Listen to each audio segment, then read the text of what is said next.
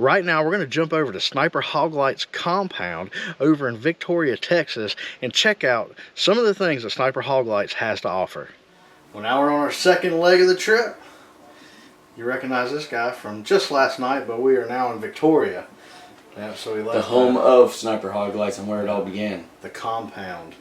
Here we are. So we're going to go over a few things with you guys on some of the items you guys have watched on the show for, oh God, 10 plus years now that we've been working with Sniper Hog Lights. I know Rob sponsored you from your first season, if I'm not mistaken. Yep. So it's been a minute. Many moons, but you guys have seen us bow hunting, gun hunting, even, I mean, the headlights, to find game, flash, I mean, everything. Feeder lights. How many episodes we did with the feeder lights? It's been awesome. When you guys first came along, of course, you had the Destroyer and probably the Mini Sniper. But from there, we evolved to fully focusable lights. When Rob did that, he came out with the 30, the 50, and the 66 LR. Well, as you can see here, the 30 wasn't quite big enough to fit the same body as the 50 and 66. So when he came out with the LRXs, you got the 38 LRX, which came out all black, and then he switched to red and black. The reason why I did that was so ours kind of stand out. Yep. You know, it gives the Sniper Hog Light black and red. But the benefits of this is you can go from a bow light with a bow mounted tail cap and then upgrade just the head to a 50 or 66 for that extended range.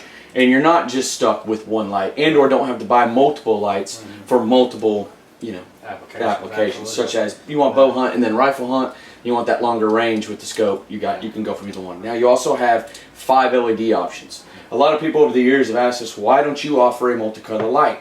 Well, because the max you can put in it right now is 4, right? Even if we tried coming up with a 5. They're trying to occupy the same space. You're trying to occupy the space, but also what happens is when you do that, you're taking away from surface area. When LEDs turn on, just like these lights right here, when they turn on, they heat up. When you start taking away surface area, you're going to start getting extreme dimming extremely fast, which affects performance. We don't want to lose performance. I can't tell you how many times I'll be at camp and we're going to go bow hunting and I've got all of these with the 50 on them or the 66, and then I sit there and I'm like, okay, we're going to go bow hunt, so let me grab these heads. So I'll pull these off and put the 38 head on there, and everybody's like, you can do that? You can switch them? Absolutely. I said, that's why I got them. I said, I've got the 38, the 66, and they're all interchangeable, because you could even get the bow light. And let's say you wanted a flashlight to take out, but you wanted something with some extreme range, you can, guess what? 66. There you go. Right 1,300 yards. A beast. With white. A beast. One of the things you brought up too is you brought up IR. You like to run IR with your camera, you run IR with your night vision. We actually just came out with, it's been a little over a month now, the new Turbo IR. Yeah. Now the Turbo IR in the 38 is almost as powerful as the current Coyote cannon. Yeah. So you got this weight with as much power as this bad boy, and everybody knows how powerful this is. So what it did was you're extending the range out of the 50, the 66 as well. The 66 is double the output of the cannon, but now you get a turbo IR for the cannon. It's 4 to 5 times output of the current cannon. So you're adding more clarity as you zoom, more clarity at long ranges. You're holding that resolution for better video quality. A lot of people don't understand, like if you ever taken a night vision out and you're sitting there and you're looking at some hogs underneath the feeder, and you're getting ready to shoot, and all of a sudden you see that trail camera go off, and the resolution on your night vision has just turned into HD TV, just the cleanest, clearest picture you've ever seen, then you can recognize that the more IR you got, the better you're going to see. 100%. So going to the turbo, I can only imagine how much better that's going to make any sort of night vision. It's so much cleaner than anything that actually comes on board on the night vision. 100%. Yeah. And that's in our rifle light, bow lights stuff. So we just came out with a new 50 cap headlamp. Yeah. Now you got to play with this the last couple nights. Yeah. And one of the things that you said right off the bat was, I like this. It doesn't feel as bulky as it looks. Yeah. A lot of guys see it, and the first thing they think of is, man, that thing's heavy. Yeah. But it feels so.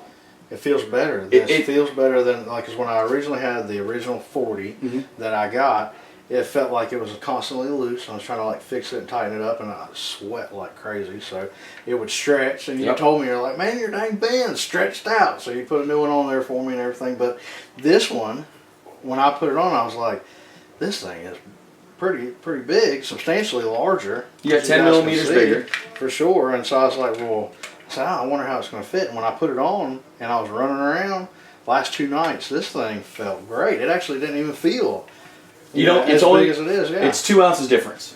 Okay, but one thing we did when we did come out with the 50 cap, we also upgraded the 40 cap. Yeah. And what we did is we went from just 18 650s to now you can run 21 700s. So in the 40 cap, that extends this 40 cap runtime to almost 7 hours straight runtime on high. Now the 50 cap still gets that 4.5 like our old 40 cap did. Right. Another thing we did is we changed the wire. Yeah. We made it to where it plugs in to the battery pack and to the head. Why? Yeah. If something happens with this wire, you clip it, you accidentally catch it on something, we can easily throw one in the mail, game on, you're ready to rock and roll again. Another thing we did is we upgraded the dimmer switch. This is a straight shafted dimmer switch now. We used to have a 2-piece. It's a little different, but we also, like you said about your straps, we upgraded the straps. The straps are a lot more firmer. They got, feel it. You can feel it. It cups your head and it stays there. Oh yeah. Another thing we did. And actually, when I had it last night, I was like, man, I gotta loosen this thing up because the snap cap from my hat was pushing in my forehead. I was like, son, I need to back this off just a touch. And another feature that you didn't know at first was we also came out with a remote for the 50 cap. Yeah, he said, did you try the remote? I said, remote? Yeah. Then I started playing with it. So, but that comes back to what you just talked about, okay? Let's say you're out videoing and it's got chilly. It's chilly and you got your hands in your pocket, you're just hanging, waiting. Yeah. And you got your 40 cap, you got your 50 cap on, you got it on low, but you're running the spotlight for somebody else, and you're using the 50 cap as like a feeder light, right? So you can just slowly bring it up, and you can slowly turn it down. You can turn it off and on from inside your pocket without ever having to pull your hands out and touch it and mess with the dimmer switch on top. And so extra movement in the blind or the box or anything like that. So yeah, because you actually, it's right there.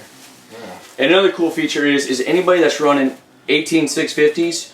We put the adapters to also run 18 650 batteries in the new 40 and the 50 cap. Right. So you can run 18 650s as well. In the box. Absolutely. And then we also have, and this I don't know if we talked about this. We did talk about it a little. So the last hunt that we did here, we had a short segment on the Guardian. The Guardian. It was in production, about to be released. Yep. So here it is. Here it is. So the Guardian is for 12-volt feeders only. Okay, it requires a 12-volt battery, but what it's designed for is to keep raccoons out of your spinner plate. Okay, I actually had a buddy who just came by the other day. He set his up. This is one I had up, but I didn't have a solar panel on this box, so I had to take it down until I get a new solar panel. I swapped out boxes, but I do have this on. It's juiced up. Yeah. You gonna touch it? This one? Oh. Here we go. So wait, aren't you supposed to make contact with? Yep. Okay. So the way this is. So here we go. So the way this works is these two rings are hot. Everything else is negative.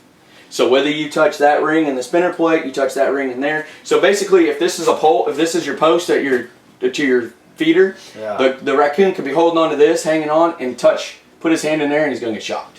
So the plate and the. Yep. Just put your finger right there. Huh? Yo, son!